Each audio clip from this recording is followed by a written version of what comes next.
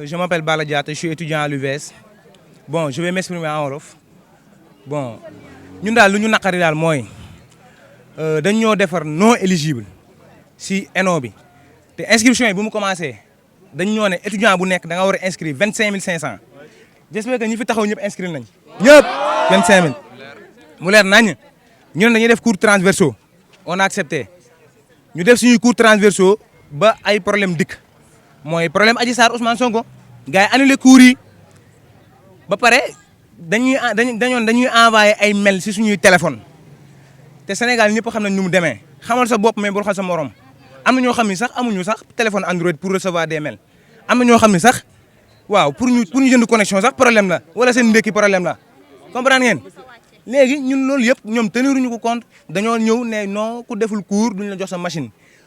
léegi semaine bi mu jotee gars yi ne kenn du def cours ci semaine manifestation Adji Sarr Ousmane Sonko biñ dellu c'est le 15 gars yi di bafouer emploi de temps bi da ngay ñëw fii vigile yi jàppale si porte bi duñ la orienté si directrice bi nga ñëw ñu ne la ñëbbil nga xaar ñu woo la bisu bu jotee nga ñëw ñu ne la tu es non éligible et j'espère que ni ministre bi moo ko wax un étudiant une machine ah foo nekk foofu la mooy seen slogan foo nekk foofu la man su ma nekkee suñu kër foofu la ñooñu fa orienté personne n'a demandé d'être orienté ici comprendre nga am na ñoo xam ne fii boo na xoolee ñooy seen mention fii la ñuy orienté on a perdu 1 an de salaire ah parce que fii nii boo ñàkkee benn mois benn année si jàng ñàkk nga 1 an de salaire rek ah août lañ am bac août mi ngi ñëw dugg 1 an dañoo sonn nañu jàppale suñu directrice yi bëgg ñoo jàppale boo demee du ñu rassuré nañu rassuré gis na boo nekkee njiit si dëkk da ngay rassuré sa population wala nga rassuré bu nekkee directeur da ngay oyofal sa bopp comprendre nañu woo ci tekk ak teranga nañu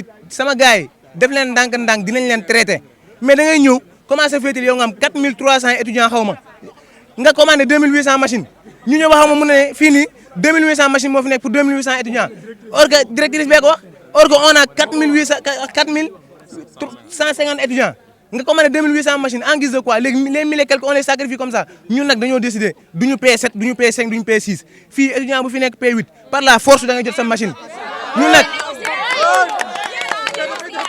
comme mon frère l'a si bien dit on est civilisé et on est responsable et mature bu ñu bëggee ñu yegg fu ñu warul yegg nag ñun nag pare nañ ci lépp foofu laa am bu may yem te machine moom day ñëw machine machine merci ah loola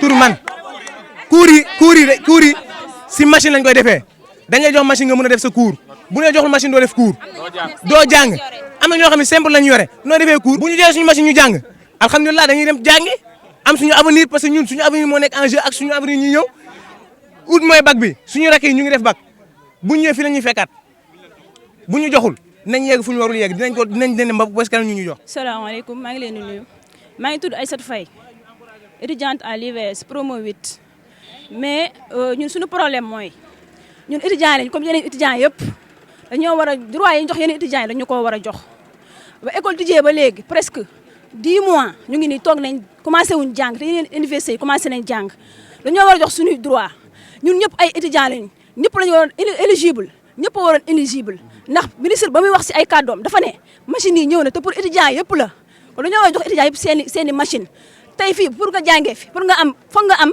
ordinateur ak clé ak modem ak lépp nga war a am pour mën a suivre say études 13 ans d'études lañ def ñu bëgg ñëw ba fi bëgg ñu koo yàqal. loolu duñ ko nangu. duñ ko trop duñ ko nangu te boo ñëwee fii si ENO bi di wax ak ñoom duñ la faale te loolu du yoon nit da nga koy jox kàddoom nit da nga koy jox respect ñun ay nit lañ dañoo am suñuy droit am suñuy devoir bu ñu ñëwee dañoo war a jox dañoo war a déglu machine yi mi ngi fii si biir ENO bi dañ ko génne jox ñu ko et nañ defaral éligible ñu dem suñu yoon ndax instant yi ñu génne nañ beneen kii boo xamante nee nañ léegi cours yi commencé léegi ñun ñi nga xam amuñu machine kon ñun dañuy toogaat di xaar wala ñun suñu vie yam fii suñu carrière yam fii nee dañoo non éligible am na ñoo xamante ni 2 heures de temps de cours la ñu raté non man sama genre man 2 heures de temps laa raté te premier cours bi sama email jotuma ko chaque jour sama email tardivement lay ñëw dañuy def cours ba mu jeex affaire bi soogay ñëw am ñoo xamante ni amuñu téléphone yoo xamante ni mën nañoo jot email am ñoom dañoo feebar cas yu bëri moo ngi fi mais dañoo war a ñëw jàppale ñu si lii waaw ñun fii lañ dëkk Sénégal lañ dëkk ay sénégalais lañ dañoo war a ñëw jox ñu lu ñu moom dañu jox lu ñu moom ñun li ñu laajte méttiwul suñu machine ñu jàng dañu jox suñu machine ñu jàng. ku yor lii nan nga mën a jotay email. lii mënul nekk lii nan la mën a jotay email. mënul nekk dañu jox lu ñu moom loolu ñu ñuy laajte méttiwul dañu jox lu ñu moom ñu dañoo bëgg jàng dañoo bëgg jàng. merci beaucoup instant bii nii ñëw nañ fi la fois passée ñu wax ñu négocier ak ñoom wax ak ñu ne dañu ubbi benn lien bi ku dugg doo mën a accessible da ngay accessible si lien mais doo am benn résultat boo xamante ni tey dina la doy loolu moo tax ñun jeudi bee passé dañ fi naroon ñëw mais ñu ne tey jii dañ fiy ñëw ñu ñëw fi tey jii bañ fi ñëwee ëpp nañu tey bus yi moo grève moo tax ñu bëri ñëwuñu mais ëpp nañ lii dañu génnee machine yi jox ñu ko ñun ñoo ko moom dañoo bëgg continuer suñu avenir dañoo bëgg jàng fii nii fii jox ñu suñu machine waaw jàng dootu fi am ñi jox ñu machine tamit duñu jox seen machine dañu jox lu ñu moom semaine bi yëpp ñu ngi fi lundi bii nii ba dimanche sax su leen neexee ñu ngi fi du leen may dara suñuy machine dañ koy jot force parce que mënuñu saa lu daw suñu mag yi daaw waa promo set ñoom ba léegi jot ñu seen machine ñun ñu fi promo bi la pare ñu bëgg ñoo taxawaal ñun taluñu loolu dañu jox suñuy machine après tamit ñu jàng ay affaire éligible ak non éligible loolu ñun la concerné cours yi dugg seen bopp suñu bopp lay dugg ngir yàlla nañu jox suñuy machine mais pourquoi ñu bëgg ñoo tardel dañu jox suñuy machine. Alors je me nomme El Hadj Ngom, étudiant à l'UVS virtuel du Sénégal. Je suis en digital communication et je suis ici pour représenter le collectif qui sont l'ensemble des étudiants qui ils ont subi une injustice venant de l'administration, venant de l'administration de l'UVS. Juste pour éclaircir, on est ici pour dénoncer les points depuis l'UVS. Un, que ce soit le combat pour l'avenir de l'UVS. Nous menons un combat qui est injuste, ça va rester éternité. Ça va rester jusqu'à la muerte parce qu'il y a une génération qui va venir. Après cette génération, il y a une autre génération qui va venir. Et jusqu'à quand? La point d'interrogation qui se pose. Je pose cette question à tous, vous, l'administration, le gouvernement, le ministre chargé de l'éducation. Pourquoi l'UVS ne connaît pas le respect?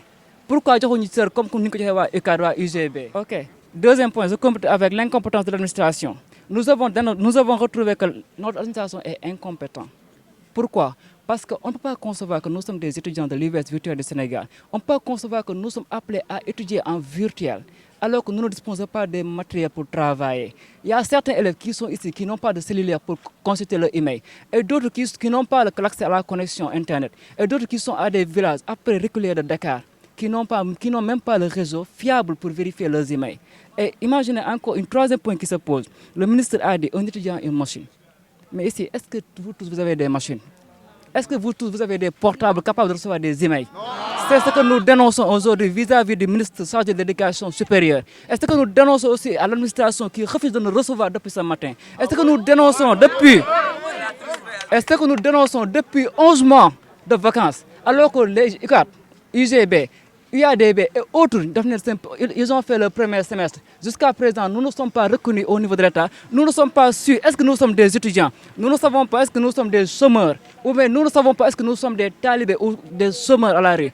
Souvent, les élèves ont tendance à changer l'UVS comme union des voleurs sacrifiés ou bien union des vies sacrifiées.